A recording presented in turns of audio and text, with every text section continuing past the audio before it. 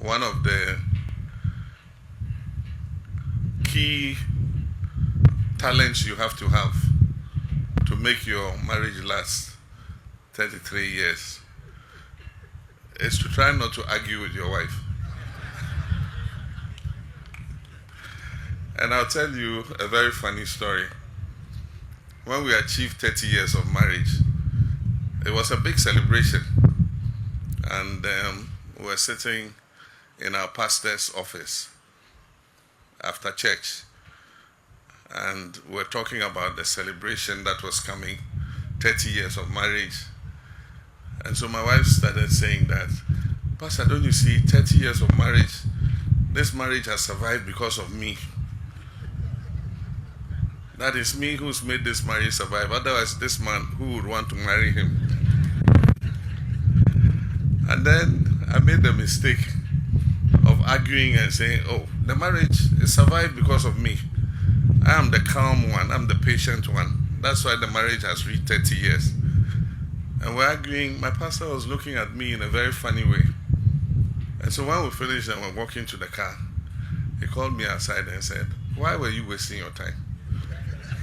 You know you can never win that argument.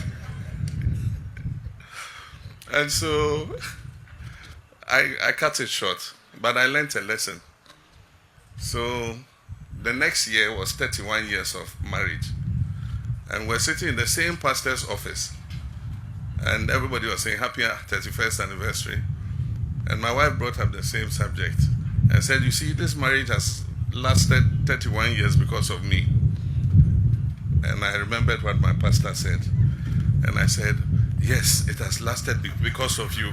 And I thank God for your life. I couldn't have got a better wife than you.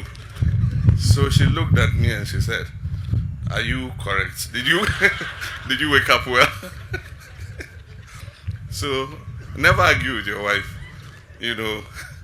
And that's a lesson to those whose marriages end after 1 year, as my mother said. She said nowadays the longest marriages last is 5 years. And so it's a little tip to those who are getting married. These days, marriages last 1 year, 2 years, maximum is 5 years. For the past 10 years, marriages, most of them don't last long. So I congratulate you for being 33 years in marriage. Thank you, Mama.